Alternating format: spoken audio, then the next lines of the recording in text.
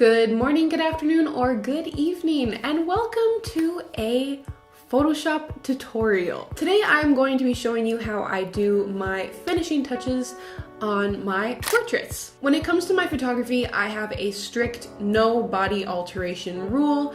I have nothing against removing acne or even lightening up around the eyes to make them look brighter, but I do not adjust, stretch, or change the shape of anybody's body in any way, shape, or form. But today I do want to show you how I use dodging and burning to contour your photos to create a more editorial, clean, and bold look from your portraits. Let's get started. My model for today will be my beautiful friend Carolyn. Thank you so much for letting me use your photo.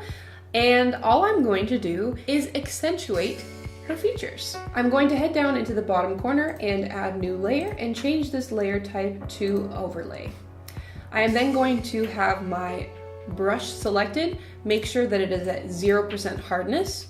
I'm going to set the opacity to around 12.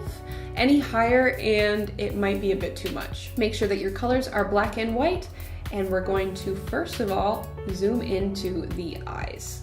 Using a white brush, I am going to brighten up the already beautiful light reflections in her eye. Now I'll show you just this alone on her eye. Look at this. Before, after, before, after. It really makes a big difference and looks really beautiful. After lighting up the reflection of the light, I am going to make my brush a bit bigger, and I am going to draw a semicircle in her iris right underneath her pupil. Then I'm going to switch to the black brush and darken up the ring around her iris and a little bit of her pupil. I'm going to zoom out and show you the difference. That's a pretty big difference, eh? And that took, what, not even a minute? Now I'm just gonna head over to her left eye and do the same thing.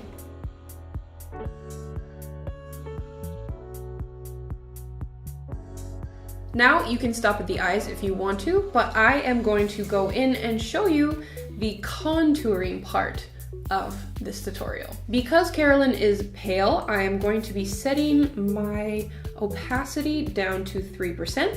Now I want you to pretend that your Photoshop brush is a makeup brush.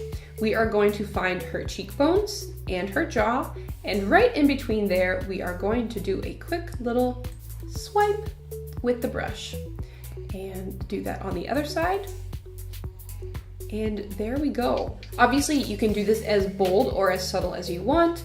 I like to stay quite subtle to make it look more natural. You can even contour the nose. I also like to darken up the neck a little bit just under the chin to make the face stick out even more.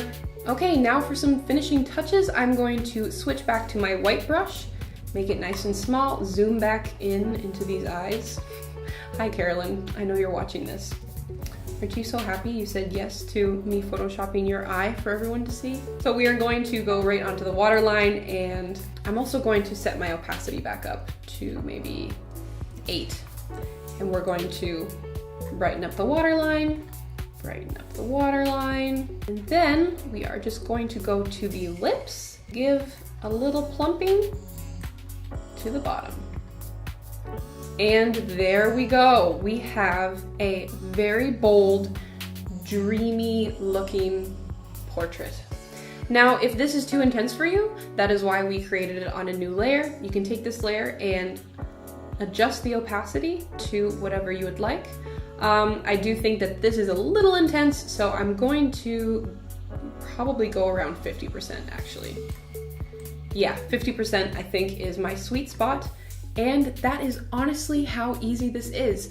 Dodging and burning is a great way to accentuate shadows and highlights and shapes in your photos, you do not have to only use this technique for portraits. You can also use it in your landscapes or any other form of photography that you like. Before I finish this video, I am going to show you this technique on one more portrait of another gorgeous model, Kamal, so you can see the process one more time.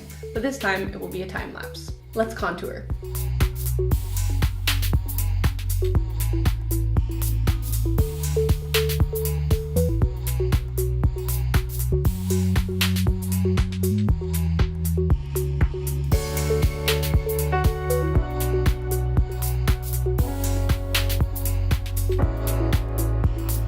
And that's all it takes to take your portraits to the next level. I hope that you enjoyed this video. Let me know what you think about this tutorial, and if you think that you will use these techniques in the future. Let me know if you would like me to do any more tutorials, and if you do, what kind of tutorials would you like to see? I hope that you are having a wonderful day, and I will see you in the next video. Keep creating!